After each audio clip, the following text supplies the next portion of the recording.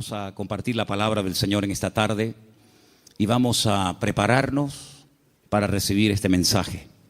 Hemos cantado, hemos adorado al Señor.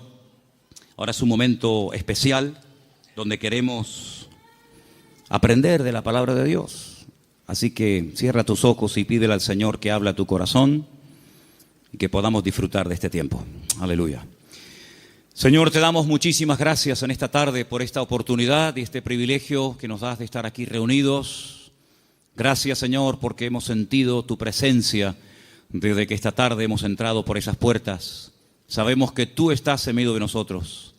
Quiero pedirte que tú bendigas esta palabra y que sea de bendición para todos y cada uno de nosotros, que podamos interiorizar estas verdades y que podamos, Señor, oír tu voz y aprender de ti. Te lo pedimos en esta tarde con todo el corazón, en el nombre de Jesús. Amén y amén. Quiero llevarles a Juan capítulo 8, después iremos un poquito más adelante. Concretamente quiero leerles el versículo 32. Los niños sí pueden pasar a sus clases, por favor, a las clases de la escuela dominical. Muy bien. Las maestras de escuela dominical me pidieron que ya comencemos a preparar más salones para los niños, porque gracias al Señor tenemos un problema para meter a más niños. Así que después vamos a tener una reunión a ver dónde metemos a tantos chicos.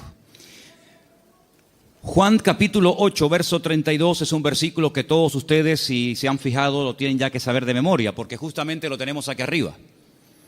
Conoceréis la verdad y la verdad os hará libres. ¿Lo decimos juntos? Conoceréis la verdad y la verdad os hará libres. Nos vamos a San Juan, capítulo 18, del versículo 36 en adelante. Juan 18, 36. Respondió Jesús: mi reino no es de este mundo. Si mi reino fuera de este mundo, mis servidores pelearían para que yo no fuera entregado a los judíos. Pero mi reino no es de este mundo. Le dijo entonces Pilato: ¿luego tú eres rey? Respondió Jesús: tú dices que yo soy rey. Yo para esto he nacido y para esto he venido al mundo, para dar testimonio a la verdad. Todo aquel que es de la verdad, oye mi voz. Escuchen la pregunta de Pilato ahora.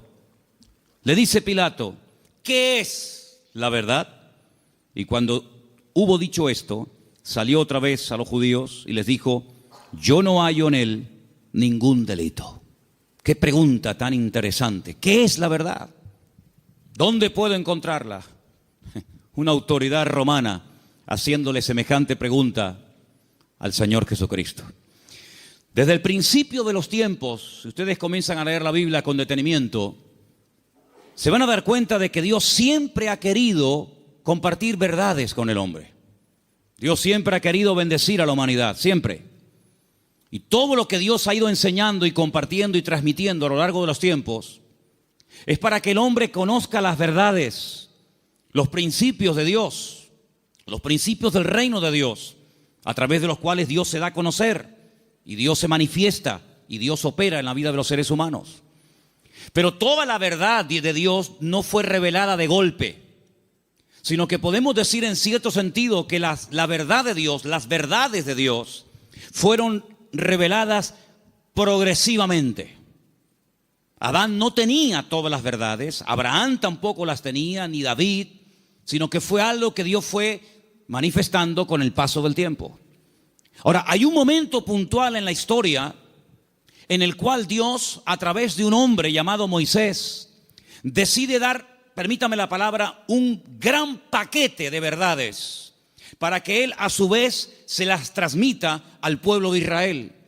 Y ese paquete de verdades, ese montón de grandes enseñanzas e instrucciones verídicas de parte de Dios, la conocemos con el nombre de la Torá, o la ley de Moisés, el Humash, el Pentateuco, los primeros 5 libros de la Biblia, donde ustedes pueden encontrar instrucciones y verdades que se pueden aplicar a la familia, a la economía, a la agricultura, al comercio exterior, a las relaciones entre seres humanos, etcétera, etcétera. Total, 613 mandamientos, 613 verdades que Dios transmite al pueblo de Israel, y a su vez el pueblo tenía la obligación de transmitirlas al mundo, porque Israel tenía que ser en aquel tiempo la luz en medio de la oscuridad donde estaban las naciones que le rodeaban.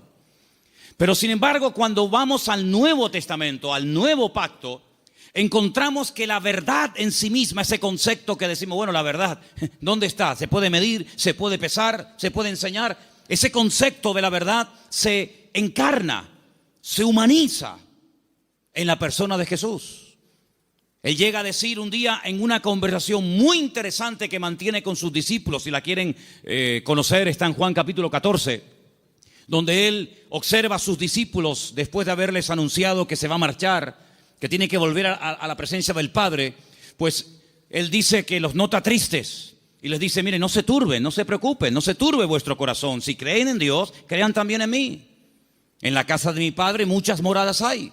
Si así no fuera, yo os lo hubiera dicho. Yo simplemente lo que voy a hacer es, voy a ir a preparar un lugar para que donde yo estoy, vosotros también estéis conmigo. Y ustedes saben a dónde voy, sabéis el camino. Y en ese momento le interrumpe un discípulo, Tomás, y le dice, Señor, no sabemos a dónde te vas. No tenemos ni idea de lo que nos estás diciendo. ¿Que te vas a dónde? Si no sabemos a dónde vas, ¿cómo vamos a saber el camino? Y es entonces cuando el Señor le responde ese versículo que todo creyente prácticamente sabe de memoria, aunque lleve 3 días leyendo la Biblia, Juan 14:6, que dice, yo soy el camino, yo soy la verdad y yo soy la vida. ¿Cuántos dicen amén? Un versículo realmente extraordinario. Ahora, hay 300, lo tengo aquí apuntado, 317 versículos en toda la Biblia donde aparece la palabra verdad. La palabra verdad aparece en el Antiguo Testamento, aparece en el Nuevo Testamento. Es el deseo de Dios que el hombre conozca la verdad. Y la palabra verdad en hebreo se pronuncia emet. Y vamos a ponerla ahí para que ustedes vean cómo se escribe en hebreo la palabra, porque quiero explicarles rápidamente algo muy interesante acerca de esta palabra. La palabra emet se forma con esas 3 letras. La letra, tienen que leer de izquierda a derecha, ¿sí? La alef, la letra men y la letra tav. La letra alef es la primera del alfabeto hebreo. La letra tav es la última y la letra men es la del centro. Y digamos que se hace como una especie de trípode, ¿verdad? Con esas 3 letras se forma la palabra verdad, y de esa palabra salen múltiples combinaciones de todas palabras relacionadas, entroncadas con la palabra verdad, todas, por cierto, muy interesantes. Ahora, déjenme que les comparta algo acerca de la verdad. Cuando vamos a la palabra de Dios, encontramos que todo lo que uno hace en la vida tiene efectos a corto y a largo plazo. Si tú robas algo de alguien, puede ser que termines en la cárcel porque alguien te denuncia. Si tú golpeas a una persona, puede ser que te denuncie y tengas que presentarte delante de un juez. Si tú compras un coche, puede ser que te salga bueno o te salga malo. Es decir, todo efecto, todo lo que hacemos en la vida puede tener efectos positivos o negativos. Si analizamos fríamente a la luz de la palabra de Dios, ¿qué es lo que produce en el hombre? ¿Qué efectos positivos produce en el hombre la verdad? Es increíble. Lo primero que produce la verdad en la vida de la persona, como leemos aquí arriba, es libertad. Pero claro, uno tiene que decir o preguntarse, ¿libertad de qué? Cuando Jesús pronunció esta famosa frase, conoceréis la verdad y la verdad os hará libres, Él la pronunció en un contexto cultural y social completamente diferente al que tú y yo vivimos hoy en día. Porque aparentemente no existe esclavitud, pero en aquellos tiempos prácticamente el mundo entero, todo lo que era Europa, Asia y el norte de África, estaba dominado y controlado por un imperio terrible que era el Imperio Romano, donde la población romana, los que tenían la ciudadanía romana, era muy pequeña en relación con los que no tenían ciudadanía romana. Había millones y millones de seres humanos que estaban privados de libertad, es decir, eran esclavos. Claro, ya lo dije en una ocasión. No todos los esclavos tenían la misma posición. Había esclavos que tenían una libertad que otros no tenían, pero igualmente eran esclavos. No tenían derecho a paro, ni jubilación, ni vacaciones, ni descanso, nada que ver. Y cuando el Señor, en ese contexto de opresión, en ese contexto de abuso, en ese contexto donde no hay derechos, donde no hay beneficios de ningún tipo, pronuncia la palabra libertad, tuvo que causar un impacto tremendo, porque era el sueño de todo esclavo, poder algún día llegar a ser libre. La libertad que el Señor ofrece en su palabra no está basada en una libertad temporal, no está basada en una libertad que yo he podido comprar con dinero. ¿Se acuerdan ustedes cuando un día fueron a azotar a Pablo? Él dijo: yo soy ciudadano romano. Los ciudadanos romanos tenían derecho a ser juzgados previamente antes de ser condenados. Así que ándate con ojo qué es lo que vas a hacer, porque yo soy ciudadano romano y tú me quieres dar una paliza con el látigo, sabes que no lo puedes hacer. Dice que tuvieron temor. Y el centurión, la persona que lo iba a castigar, le dice: yo con una gran suma de dinero obtuve la ciudadanía. ¿Y tú de dónde tienes la ciudadanía romana? Dice: yo la tengo desde la cuna, porque él fue ciudadano romano desde su nacimiento.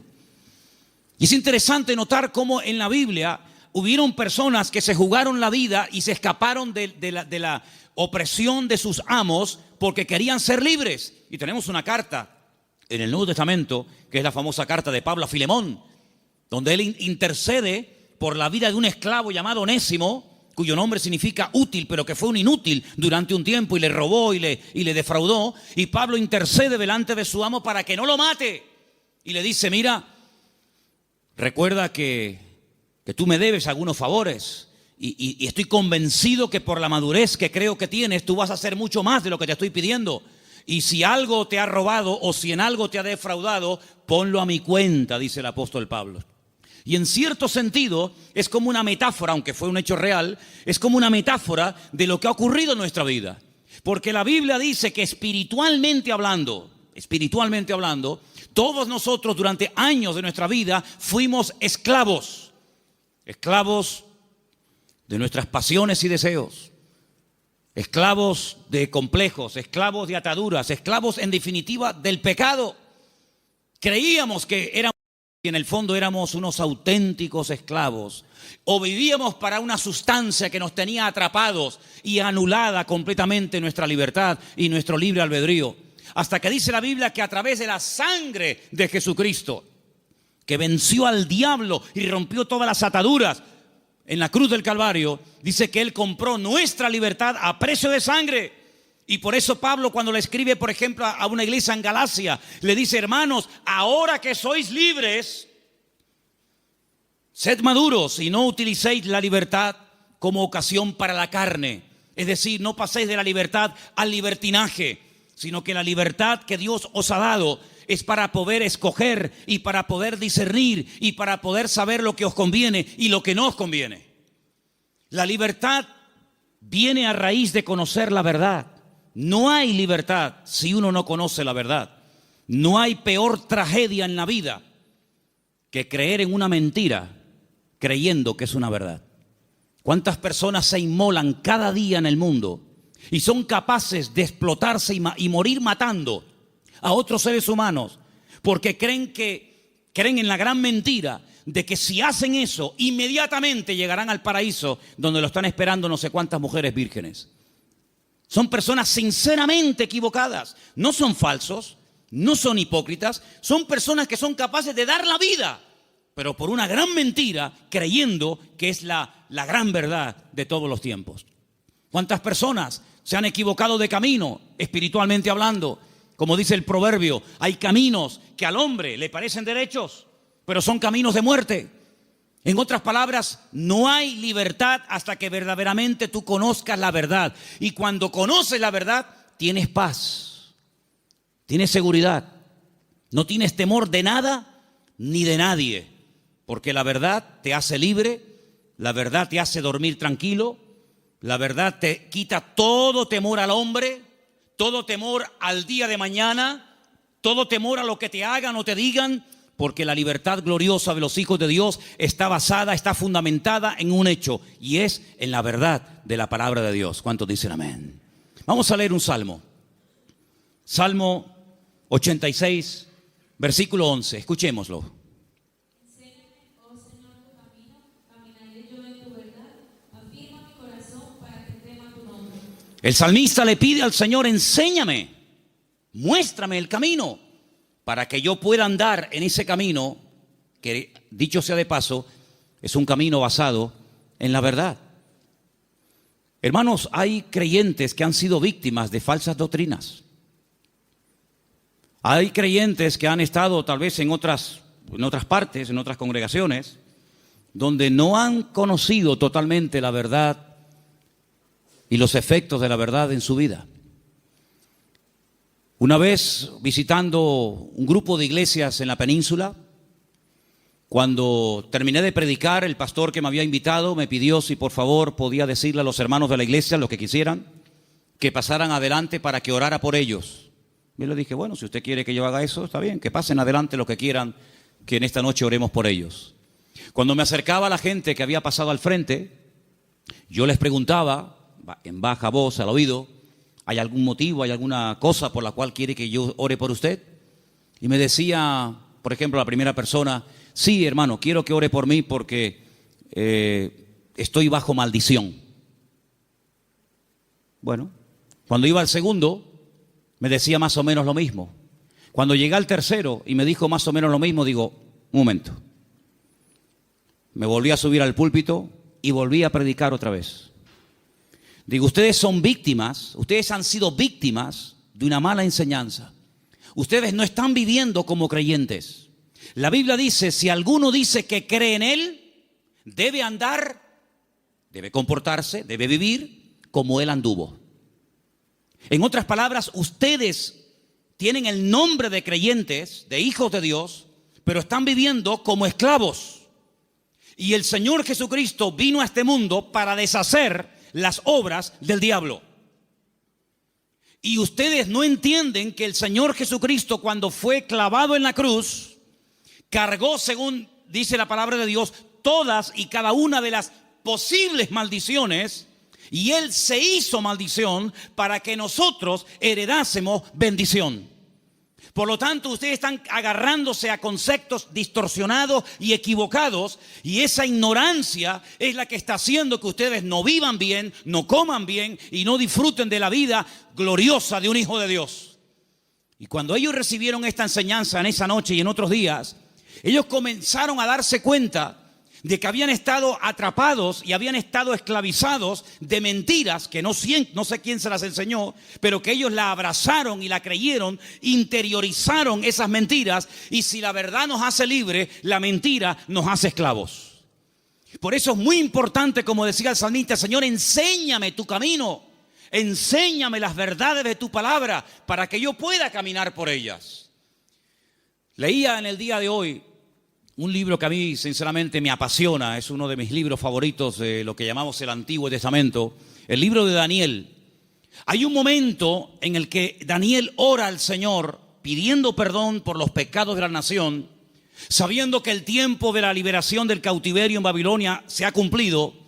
Y hay un momento en el que él ora y dice las siguientes palabras. Escúchenlas por favor del libro de Daniel, después les digo dónde estamos leyendo.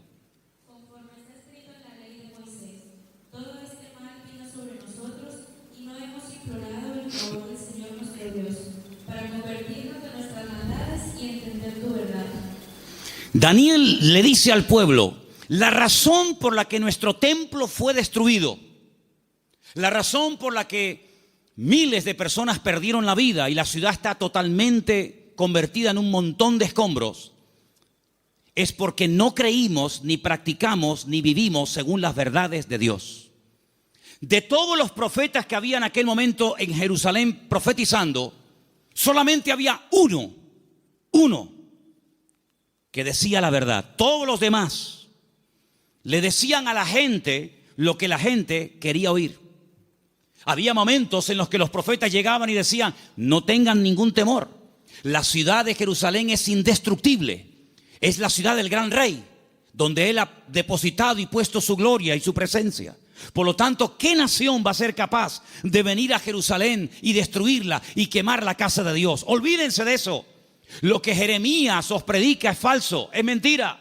La ciudad de Jerusalén nunca va a ser tomada ni destruida por el rey Nabucodonosor. Sin embargo, el profeta Jeremías le decía, la ciudad de Jerusalén sería indestructible y el templo sería inviolable siempre y cuando viviéramos en santidad y viviéramos en orden. Pero no lo estamos haciendo. La ciudad se ha llenado de idolatría. El pueblo se ha corrompido. Hay inmoralidad, hay desorden. Es un caos, es un desorden espiritualmente hablando. Y eso es lo que le está permitiendo al enemigo tomar posesión de nuestra tierra. No crean ustedes, durante 40 años estuvo Jeremías predicando esto. Lo metieron en la cárcel, lo torturaron, quisieron matarlo en varias ocasiones. Incluso él llegó un momento en el que dijo, no voy a predicar más, no voy a hablar más, no sirve de nada. Diga lo que diga, no hacen caso. Pero sin embargo el Señor siempre decía, Jeremías, habla y no calles, habla y no calles. Que nunca diga el pueblo que no hubo voz de Dios en medio de Jerusalén. Él les decía, arrepiéntanse, conviértanse al Señor, corrijan sus malos caminos, vuelvan a la senda antigua. Y si no lo quieren hacer, hermanos, les daba el plan B, ríndanse al enemigo. Claro, decirles que se rindieran al enemigo, pero este hombre es un traidor. Este hombre lo que se ha pasado es al enemigo y lo que quiere es que le abramos las puertas de la ciudad al enemigo. Pero Jeremías le decía, es que hay dos opciones, queridos. O se arrepienten y piden perdón al Señor y Dios cambia la ciudad, pero como no lo vais a hacer, la ciudad va a ser tomada. Entonces, antes de perder la vida y pelear por una batalla que ya está perdida de antemano, ríndanse, acepten la evidencia y el Señor les perdonará la vida. Hermanos, ni una cosa ni otra. La ciudad fue destruida, todos lo sabéis. El templo fue quemado, los tesoros del templo fueron llevados a Babilonia. Miles de personas fueron deportadas, entre ellos, uno de ellos era Daniel. Y cuando pasan los años, él le dice al pueblo, hermanos, ¿no os dais cuenta que por no haber creído y practicado la verdad, nos ha pasado lo que nos ha pasado? Hermanos queridos, creer en mentiras, interiorizar mentiras, practicar mentiras, tiene consecuencias a corto y a largo plazo, todas y cada una de ellas destructivas. Si tú crees que eres un inútil, tú vas a vivir creyéndote que tú eres un inútil. ¿Quién te lo dijo? ¿Tu marido? ¿Papá? ¿El profesor? Y tú te has creído esa gran mentira, porque Dios no ha creado seres inútiles. Dios ha creado al hombre a su imagen y semejanza. Es el hombre el que se deteriora, el que se autodestruye a sí mismo. Pero Dios creó al hombre como la corona de la creación. Dios delegó en el hombre responsabilidades que no delegó en animales. Y Dios creó el mundo para el hombre, no el hombre para el mundo. Pero lamentablemente el hombre prefiere creer en mentiras en vez de creer en verdades. Y por eso muchas veces es un auténtico esclavo de su ignorancia, de sus errores y de sus mentiras. Pero la libertad gloriosa de los hijos de Dios viene única y exclusivamente cuando experimentamos la verdad en nuestras vidas. He preparado una pequeña selección de versículos. Vamos a leerlos, por favor. Algunos de ellos están en Proverbios. El anterior les dije que estaba en Daniel 9:13. Pero quiero que leamos esta pequeña selección de versículos donde vais a notar que en cada uno de ellos aparece la palabra verdad. Prestemos atención. Proverbios 3, versículo 3. Aparten de ti la misericordia y la verdad. Átalas a tu cuello, escríbelas en la tabla de tu corazón. David le daba tanta importancia a la verdad en la vida de su hijo Salomón que le dijo, nunca te apartes de la verdad. Si tienes que amarrarla de una forma metafórica en tu cuello, hazlo. Pero que la verdad sea el fundamento de tu vida, de tu existencia. Proverbios 16:6. Con misericordia y verdad se corrige el pecado, y con el temor de Dios los hombres se apartan del mal. Con misericordia y con verdad. No solamente con misericordia, sino también hay que decir, mira, esto te ha pasado por esto, por esto, por esto. Y como yo le dije al principio, prefiero que la gente se ofenda y se sienta aludida por oír verdades que endulzarles los oídos con adulaciones y con mentiras que al fin y al cabo lo que te van a perjudicar sin lugar a dudas. Por lo tanto, si hay algo en nuestra vida que tiene que ser corregido, no va a ser corregido con adulaciones. No pasa nada, no te preocupes. No, es que le acabo de pegar una paliza a mi mujer. No pasa nada, seguramente se lo merecía. ¿Cómo? ¿Pues qué dices? No, es que acabo de robar en la tienda. Bueno, seguramente no tenías para comer y claro, lógicamente tenías que robar. No, no. Las iglesias, por lo menos esta, no se abrió en su día para decirle a la gente lo que en el fondo le gustaría oír. Esta iglesia se abrió y se mantendrá abierta hasta que Dios quiera para predicar verdades, aunque duelan, aunque sean contrarias a lo que dice el mundo. Pero la verdad te hará libre y lo que queremos es que la gente que venga aquí sean libres de sus ataduras, de sus complejos y de cualquier otra historia que les esté haciendo daño. Por lo tanto, la verdad es la que va a corregir nuestra vida. Ahora, si tú buscas la verdad, dijo Séneca, corres el riesgo de encontrarla. Si buscas la verdad, puede ser que la encuentres y tendrás que hacer un ajuste entre tu creencia, entre tu doctrina, tu opinión personal y la verdad revelada de Dios. ¿Estás dispuesto a adaptarte a la verdad de Dios? Sigamos. Proverbios 28:20. El hombre de verdad tendrá muchas bendiciones, mas el que se apresura a enriquecerse no será sin culpa. Ese versículo es buenísimo. ¿Lo oíste? El hombre de verdad tendrá muchas, ¿qué? Bendiciones. ¿Quieres ser un hombre bendecido? ¿Cuántos quieren ser un hombre bendecido? Pues tienes que creer, interiorizar y practicar muchas verdades. Y cada una de ellas traerá una bendición para tu vida, sin lugar a dudas. Nos vamos a la carta de Pablo a los Gálatas, capítulo 2, verso 14. Y dice así.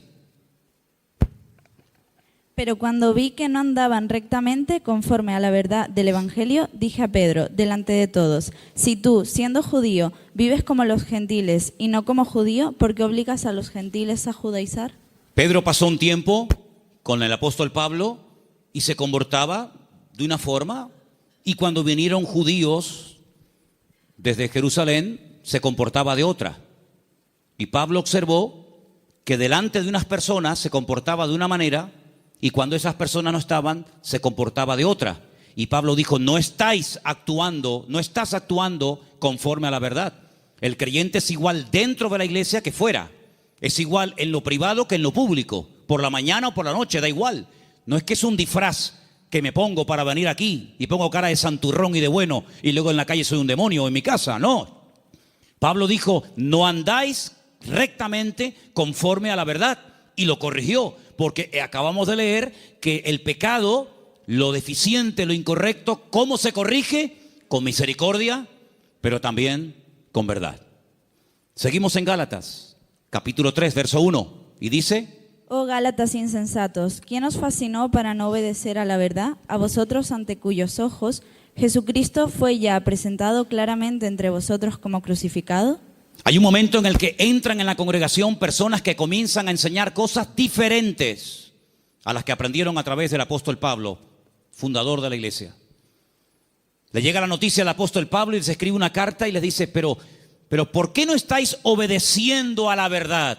Luego, la verdad no es simplemente para decir estoy de acuerdo con ella, sino es para obedecerla.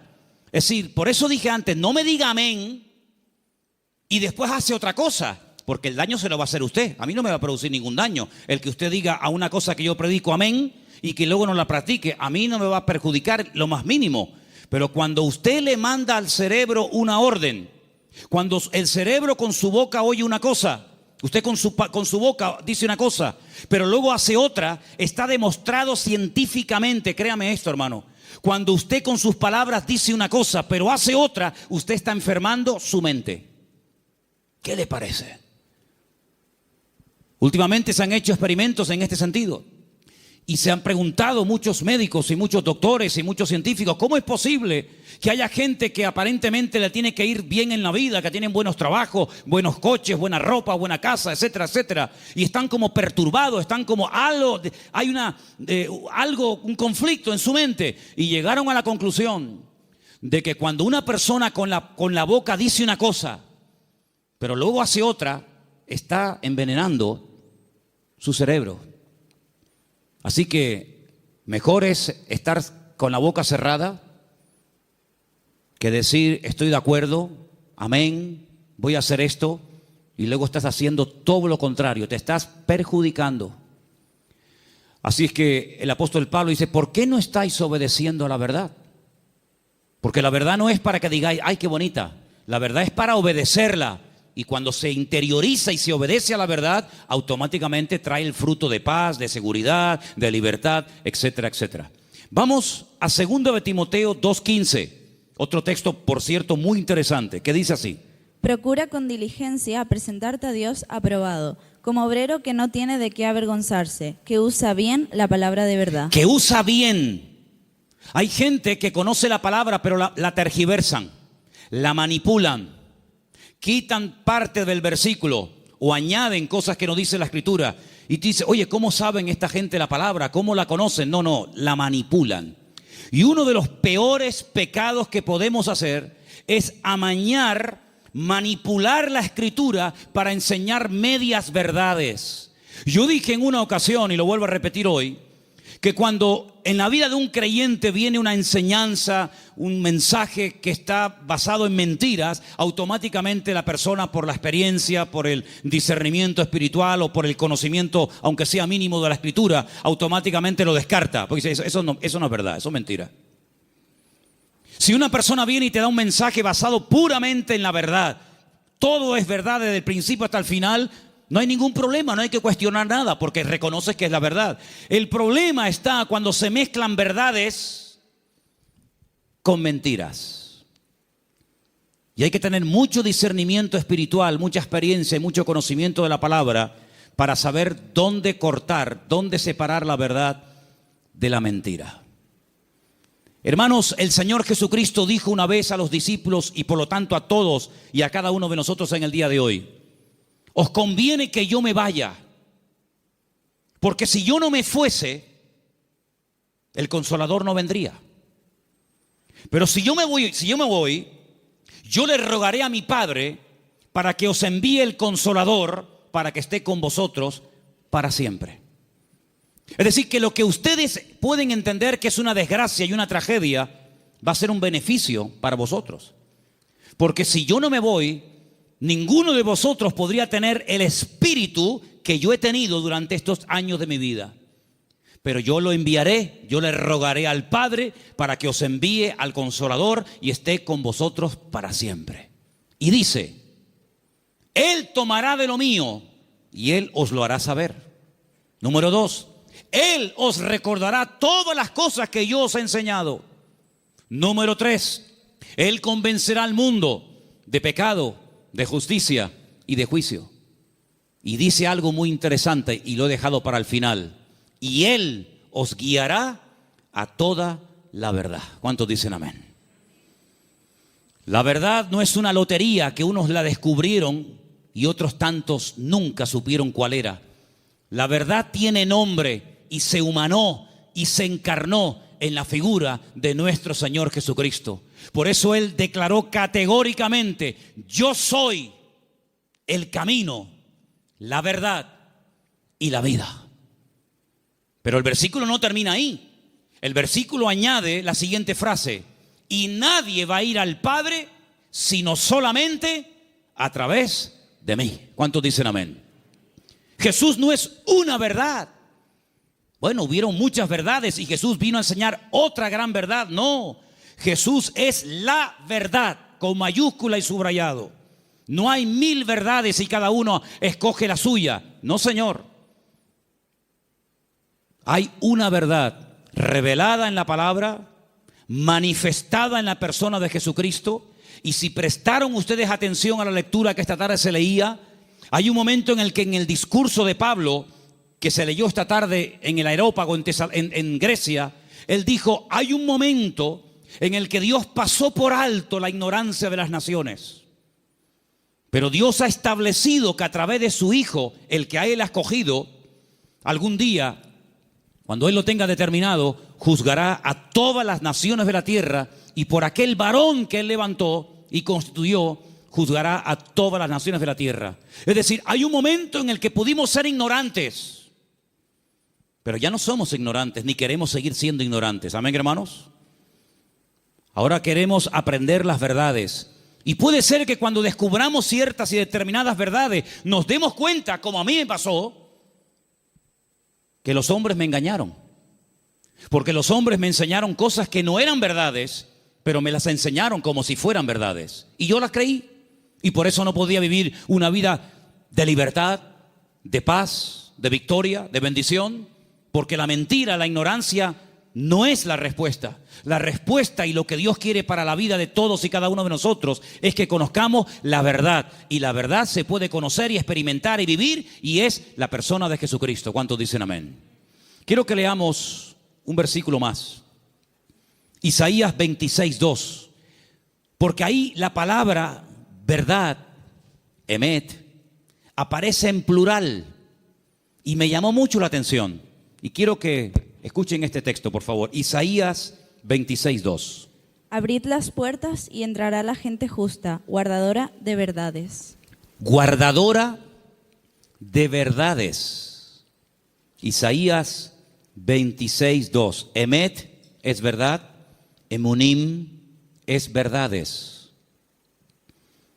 Hay una gran verdad que Dios reveló a través de Jesús, y es que el hombre es pecador. Por más que intente, no puede tener comunión con un Dios santo. Pero Dios envió a su Hijo unigénito al mundo para que todo aquel que crea en Él no se pierda, mas tenga vida eterna. Esa es la gran verdad.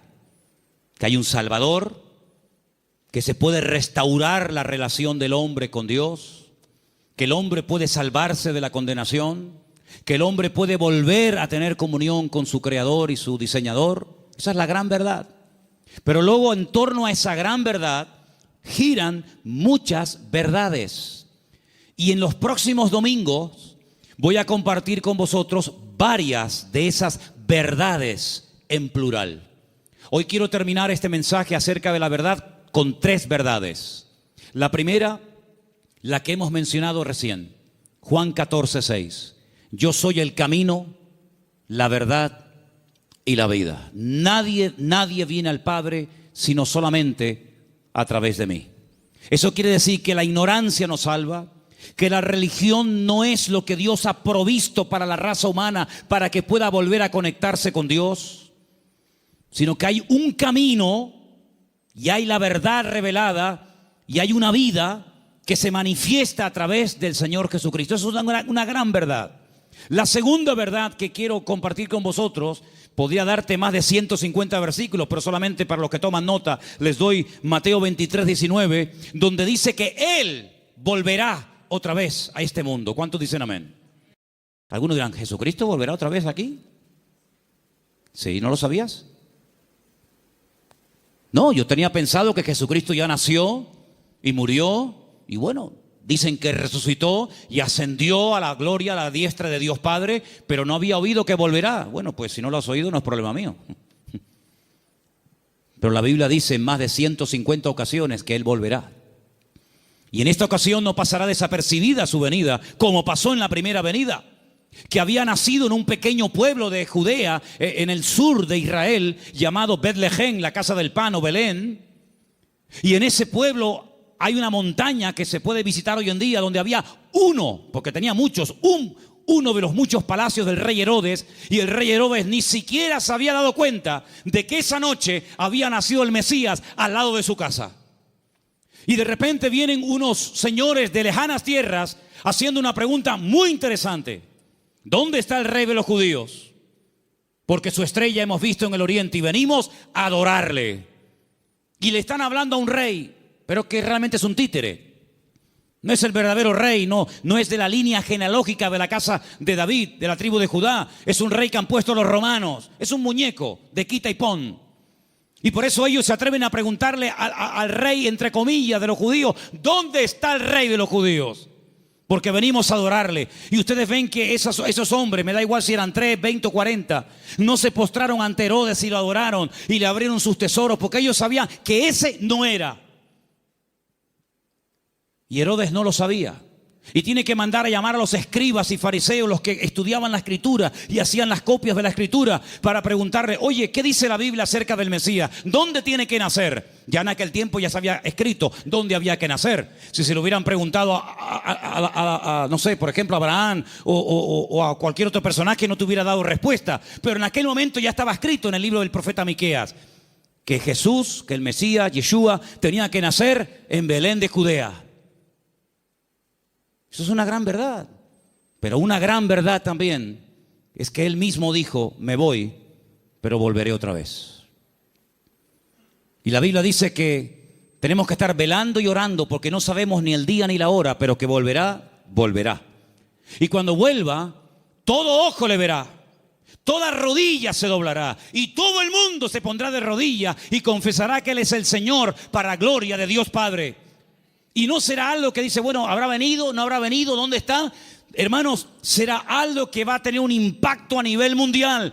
Probablemente para algunos esto les suene a chino, esto les suene a algo como ciencia ficción, pero esto no es un cuento ni un mito, esto es palabra de Dios. Jesucristo viene y viene muy pronto. ¿Cuántos dicen amén? Y esa es una de las grandes verdades que no tenemos que olvidar. Y hermanos, estamos más cerca que nunca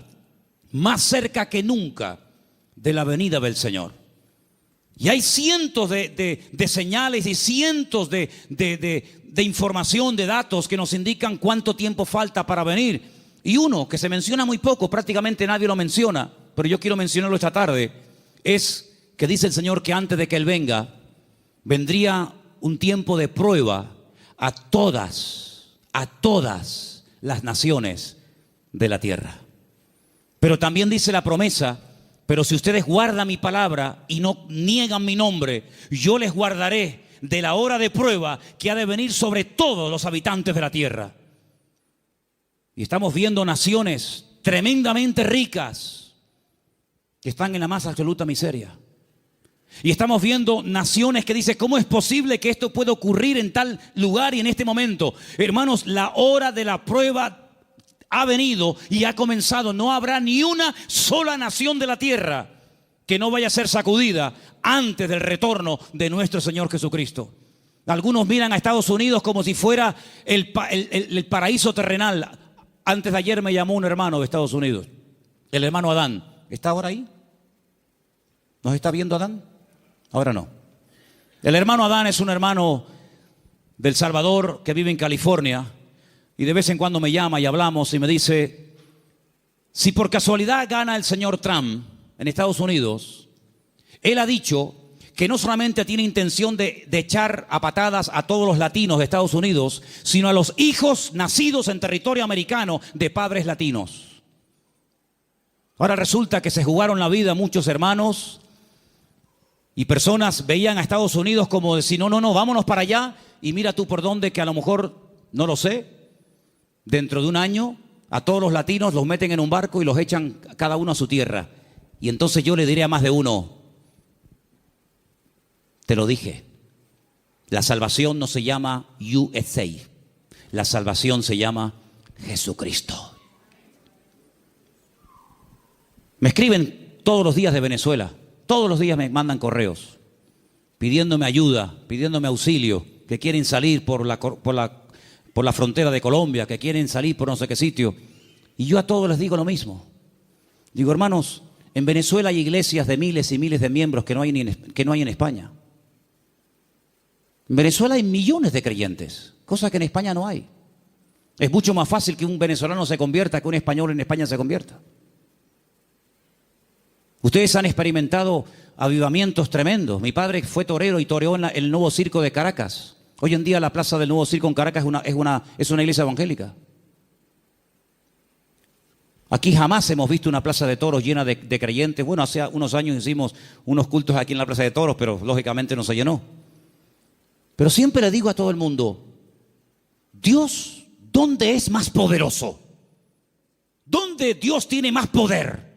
¿Dónde Dios actúa más poderosamente? ¿Dónde es más grande? ¿En Corea? ¿Donde está la iglesia más grande del mundo? ¿Más de 1,5 millones de habitantes, de miembros? ¿En Estados Unidos? ¿En Europa? ¿En Brasil? ¿Dónde Dios es más grande? En todas partes, hermano. ¿Sí o no? En todas partes nuestro Dios es grande. La Biblia dice, entra en tu aposento y tu Padre que te ve en lo secreto te recompensará en público. Eso lo dice la Biblia. Y se lo dice al español, al latino, al americano, al japonés, al chino y a todo el mundo. No nos podemos mover de un lugar a otro a menos que Dios nos diga, muévase. Abraham se fue a Egipto cuando había crisis económica en Canaán. Y él se fue a Egipto a buscar trabajo, a buscar comida para los animales y para su familia, a buscar agua para sus ovejas. Y cuando años más tarde su hijo Isaac lo quiere hacer, Dios lo para y le dice, no se mueva usted de aquí. Pero Señor, no hay agua para mis ovejas, se me van a morir todas. No hay comida, no hay nada. ¿Dónde vivía Isaac en aquel momento, hermanos? En Beer-sheba, en la ciudad del Negev, en el sur de Israel. Un calor terrible, arena y nada más que arena. En Egipto siempre había agua, siempre había posibilidades, siempre había comida, siempre había de todo. Y el Señor le dice a Isaac, este año tienes que sembrar tu semilla en medio del desierto. Yo no sé si hay aquí algún agricultor, alguien que entienda de campo, pero si usted siembra semillas en el desierto, me da la impresión de que no va a cosechar una buena cosecha. No sé, me da la impresión de que no. Pues dice la Biblia que al año siguiente, cuando llegó el tiempo de la cosecha, Isaac cosechó a 100 por 1. Es decir, siembro una semilla y recojo 100 por cada una que he sembrado. Una desproporción increíble. Los filisteos vinieron y le dijeron, queremos hacer un pacto contigo. Y le dice Isaac, ¿ahora quieren hacer un pacto conmigo? Primero me echan, me amargan la vida y ahora quieren hacer un pacto conmigo. Pero es que la bendición de Dios siempre despierta envidia. Y los filisteos se dieron cuenta de que los pozos que él había heredado de su padre, estos por un acto de maldad le tiraban tierra y piedras y lo querían taponar, pero sin embargo abrían otro lugar y descubría agua y en otro y en otro. Y era imposible frenar y era imposible impedir que la bendición de Dios estuviera con Isaac. Y por eso ellos tienen que reconocer que este hombre tiene que tener la bendición de Dios, porque no es normal, es antinatural que un hombre siembre semillas en el desierto y tenga más cosecha que nosotros que hemos sembrado en buena tierra. Esto no es normal, esto no tiene lógica ninguna. Es que las cosas de Dios muchas veces no tienen lógica, es cuestión de fe, porque andamos por fe y no por vista. ¿Cuántos dicen amén? Entonces, hermanos, la gran verdad de todo esto, ¿cuál es? Busquen a Dios. Busquen a Dios donde quiera que se encuentren. Me da igual si es en Egipto, me da igual si es en Venezuela, me da igual si es en África, me da igual. Nosotros hemos ido a África unas cuantas veces, Armando lo sabe, y Luis también, que vino conmigo. Y hemos visto hermanos en África que tal vez materialmente no tienen ni la 10ª parte de lo que tú y yo tenemos hoy por hoy, pero la bendición que esa gente tiene en el Señor, jamás en mi vida la he visto en este país, a pesar de que somos del primer mundo. Porque muchas veces confundimos el tener con ser. Y parece que cuando uno tiene, pues estoy bendecido. Yo les prediqué hace poco acerca del Salmo 37 y les dije, hay 2 tipos de prosperidad en la Biblia. Una visible, que es la que nos llama la atención, y otra que no se ve, pero que muchas veces es la genuina. Una que consiste en tener y otra que consiste en ser. Y el Señor nos está enseñando en estos tiempos, a ti y a mí, a ver si nos damos cuenta de una vez, que lo que tenemos que buscar es a Dios, que no hay que buscar trabajo, que no hay que buscar prosperidad, lo que hay que buscar es al Señor, porque buscando al Señor todo lo demás viene por añadidura. Y llevo 35 años predicando esto, y algunos lo hacen y otros todavía lo cuestionan, pero yo te digo, la Biblia dice, buscad primeramente el reino de Dios y su justicia, y todo lo demás vendrá por añadidura.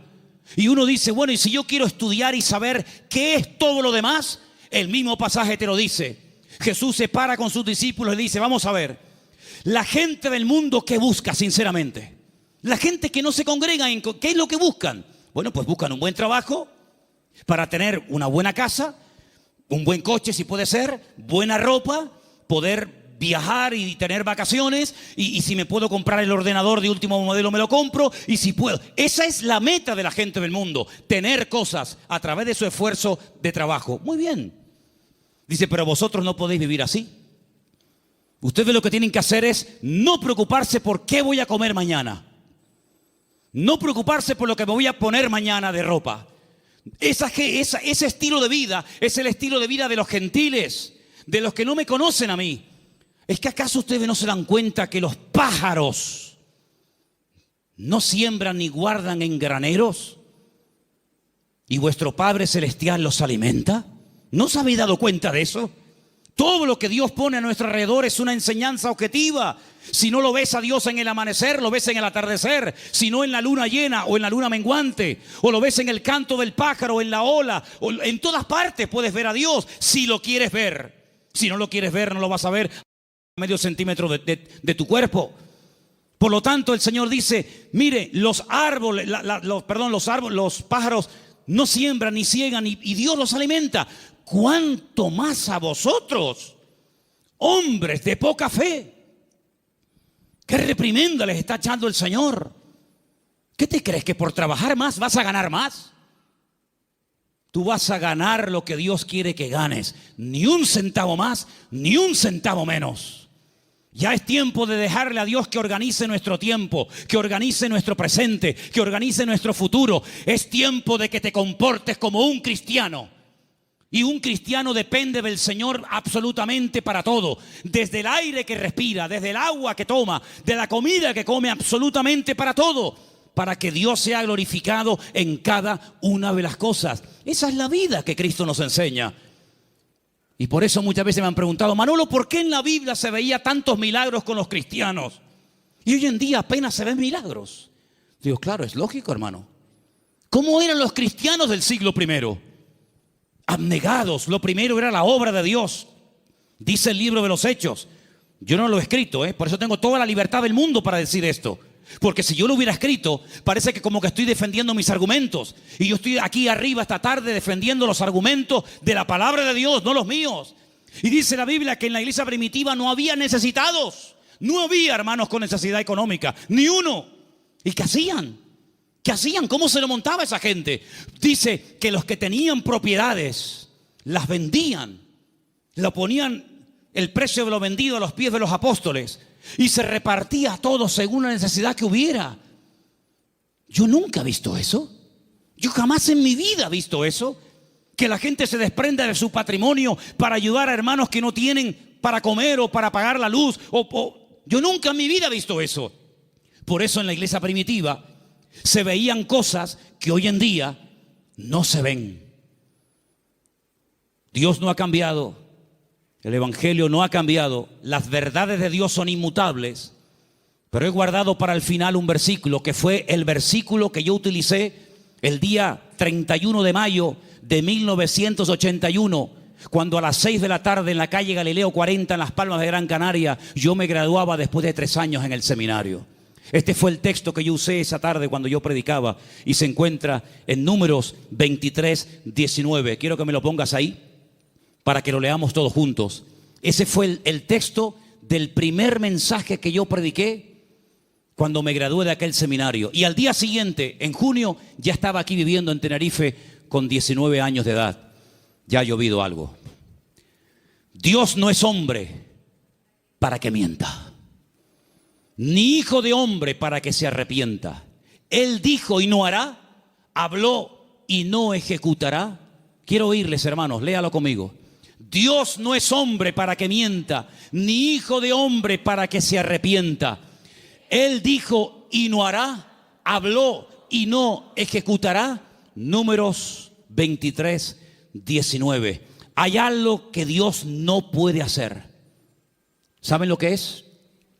Mentir. Dios no puede mentir, porque Dios es veraz. No puede decir mentiras. ¿Tú dices mentiras? ¿Has dicho mentiras? Claro que sí, y yo también. Pero Dios no puede mentir. ¿Sabes la seguridad que nos da a nosotros hoy en el siglo XXI? Saber que el Dios que tenemos no miente. Es impresionante. Eso quiere decir que si Él dijo en su palabra que estará conmigo todos los días, estará conmigo todos los días. Eso quiere decir que nada me faltará si yo estoy en la mano del Señor y dependo totalmente del Señor. Eso quiere decir que cuando yo oro, Él me oye. Y si me oye, sabemos que tenemos las peticiones que le hayamos hecho. Eso quiere decir que cada noche cuando me voy a dormir a mi casa, el Señor manda ángeles para que protejan mis sueños y me protejan de todo peligro y de todo mal. Eso quiere decir que si yo me enfermo, Él me sanará, porque el Señor es mi sanador. En otras palabras, más de 8,000 y pico de promesas en la Biblia no son cuentos, no son engaños, no son caramelos que te lo ponen en la boca y cuando lo quieres probar te lo quitan. Eso quiere decir que el que busca halla. Es verdad eso, hermanos. El que llama se le abrirá y el que pide recibe. Eso quiere decir que puedes ser libre de la droga, del alcohol, del sexo, de la lujuria, de la pornografía, de los complejos, de las enfermedades mentales, psicológicas y de todo lo que te puedas imaginar. ¿Por qué? Porque el Señor dice, conoceréis la verdad y la verdad os hará libres. Si Dios no miente, eso quiere decir que esta noche Él está aquí entre nosotros.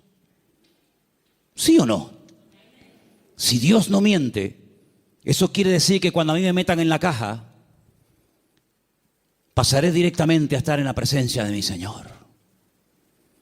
Si el Señor no miente, cosa que creo que no miente, quiere decir de que nunca jamás seremos cola, sino siempre seremos cabeza. Y podremos ir de victoria en victoria y de gloria en gloria y de triunfo en triunfo.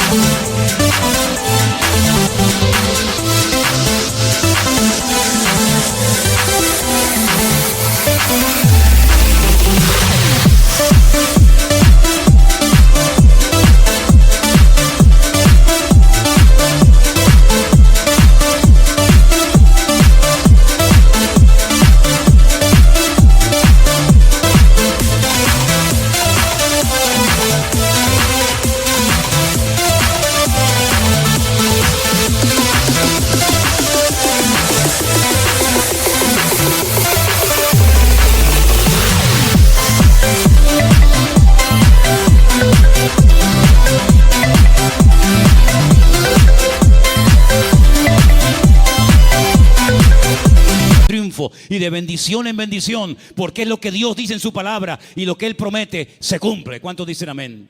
Hoy en día, ¿quién no ha comentado en algún momento? Los políticos, por favor, todos dicen mentiras.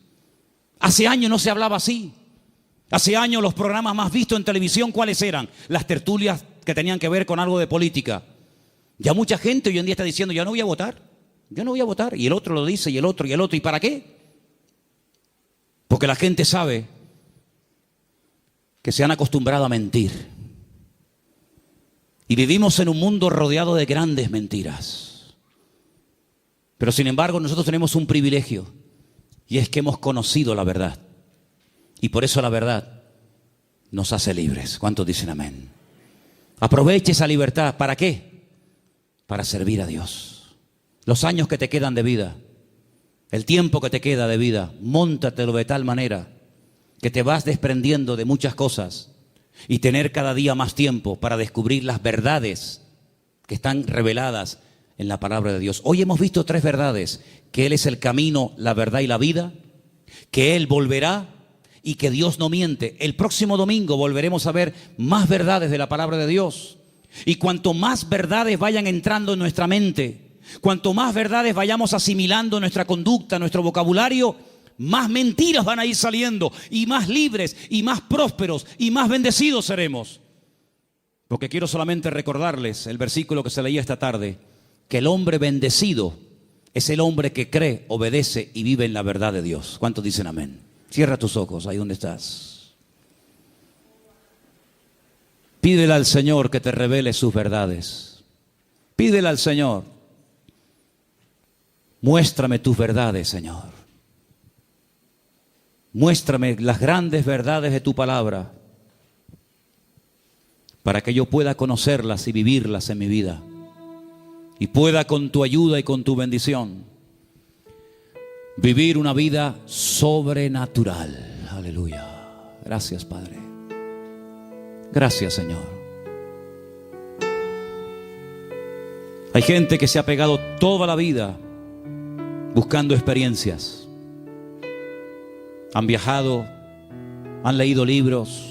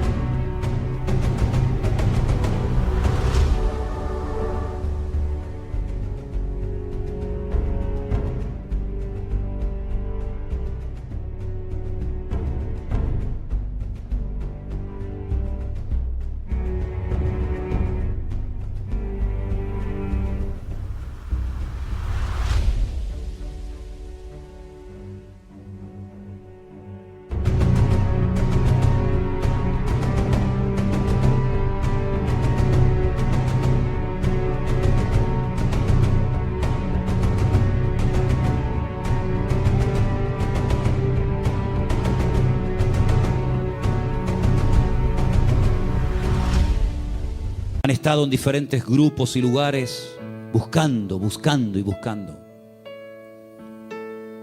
El Señor dice: venid a mí, los sedientos, y el que cree en mí correrán de su interior ríos de agua viva. Cristo es la verdad, la Biblia es la verdad, el Evangelio de Jesucristo es el Evangelio de la verdad. Así que si estás buscando la verdad, acepta, recibe a Cristo en tu corazón. Después congrégate donde quieras. Si te gusta aquí, amén. Si quieres ir más allá, donde tú quieras. Solamente te pido que si en esta tarde hay alguien entre nosotros buscando la verdad se llama Jesús. La verdad tiene nombre y es el Señor, el Maestro, el Rey de Reyes y el Señor de los señores.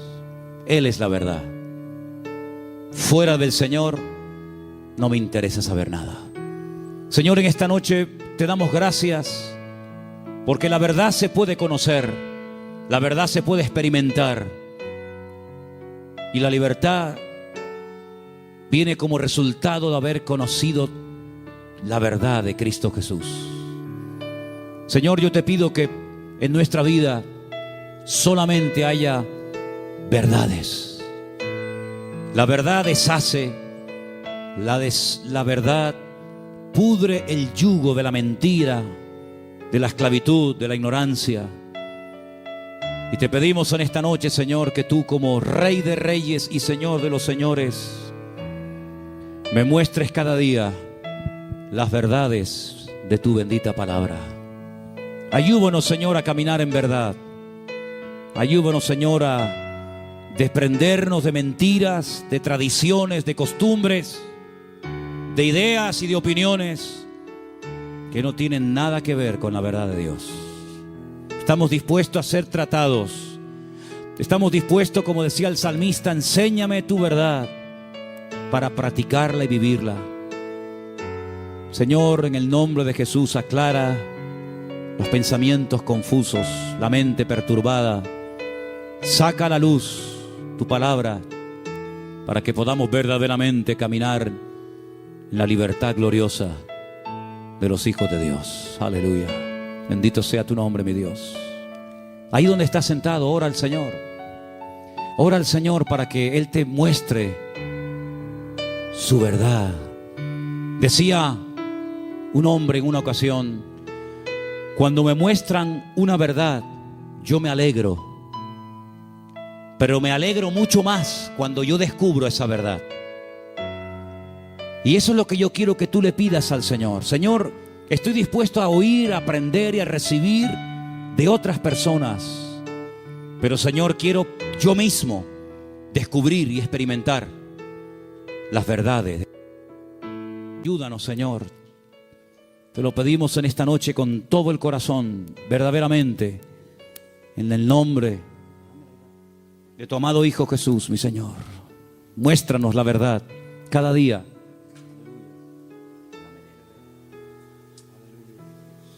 Te adoramos en esta tarde, Señor. Quiero que ores por la persona que está a tu lado. Si es conocido, tu marido, tu esposa, un hermano, no sé, tómalo de la mano. Quiero que hagas una oración por él. Bendícelo. Hola. Abrí la guitarra del canal de Manolo. El canal de Manolo y poner el efecto. Bendice a tu hermano. Bendice a esa